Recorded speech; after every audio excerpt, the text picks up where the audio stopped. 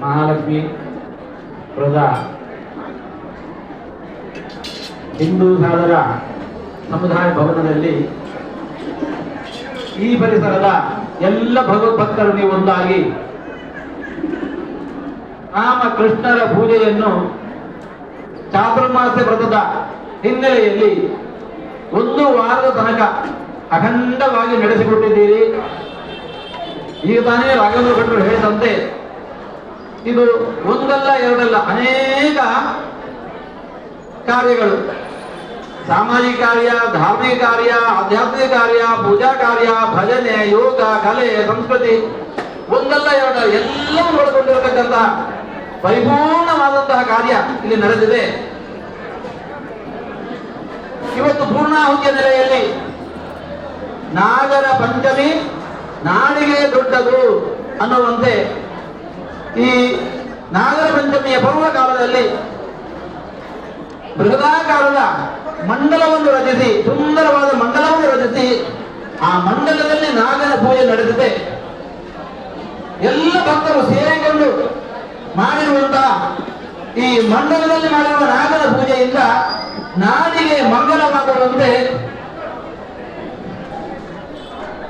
ಅನಂತಸ್ತಾಪಿ ನಾಗ ಸರ್ಪಾಣ ವಾಸುಕಿ ಅಂತ ಹೇಳಿಕೊಂಡು ಭಗವದ್ಗೀತೆಯಲ್ಲಿ ಎಲ್ಲರೂ ನಿಂತುಕೊಂಡು ಸಮಸ್ತ ಜಗತ್ತಿನ ಯೋಚನೆಯನ್ನು ನಾನು ನೋಡುತ್ತೇನೆ ಅಂತ ಹೇಳಿಕೊಂಡು ಅಂದಿದ್ದಾನೆ.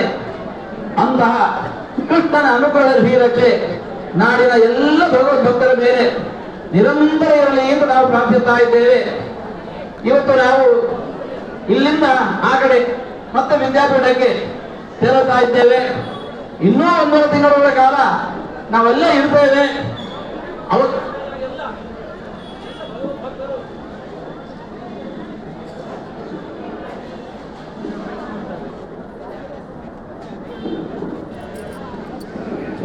ಅವಕಾಶ ಆದಾಗೆಲ್ಲ ಎಲ್ಲ ಭಗವದ್ಭಕ್ತರೊಟ್ಟಿಗೆ ಬರಬೇಕು. ಎಲ್ಲರ ಬದುಕಿನಲ್ಲಿ ಬರಬಹುದಾದ ಏನೇ ಆಪತ್ತುಗಳಿದ್ರು ಅದನ್ನೆಲ್ಲ ಭಗವಂತ ದೂರ ಮಾಡಿಕೊಟ್ಟು ನಿತ್ಯ ಸುಂದರ ಸಮೃದ್ಧಿಯನ್ನು ಗಮನಿಸಿ ಎಂದು ಪ್ರಾರ್ಥಿಸ್ತಾ ಇದ್ದೇವೆ. ಮಾತು ಉದ್ದಾಗ್ತಾ ಎಂದು ಬೇಕೆ ಹೇಳ್ತಾ ಇದೆ.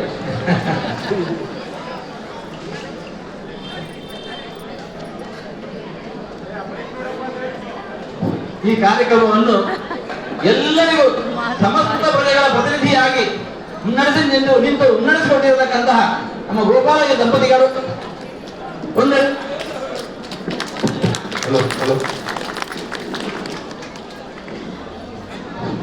ರಾಘವೇಂದ್ರ ಭಟ್ರು, ಇನ್ನು ಮಹಾಲಕ್ಷ್ಮೀಪುರದ ಎಜುಕೇಶನ್ ಟ್ರಸ್ಟ್, ಇಲ್ಲಿನ ಬ್ರಾಹ್ಮಣ ಸಮಾಜ, ಹೀಗೆ ಜೊತೆಗೆ ಯೋಗದ ಸಂಘ, ಹೀಗೆ ಒಂದಲ್ಲ ಎರಡಲ್ಲ ಎಲ್ಲರೂ ಒಂದಾಗಿ ನಿಂತುಕೊಂಡು ಕಾರ್ಯಕ್ರಮವನ್ನು ಇಷ್ಟು ಸುಂದರವಾಗಿ ನಡೆಸಿಕೊಟ್ಟಿದ್ದೇವೆ.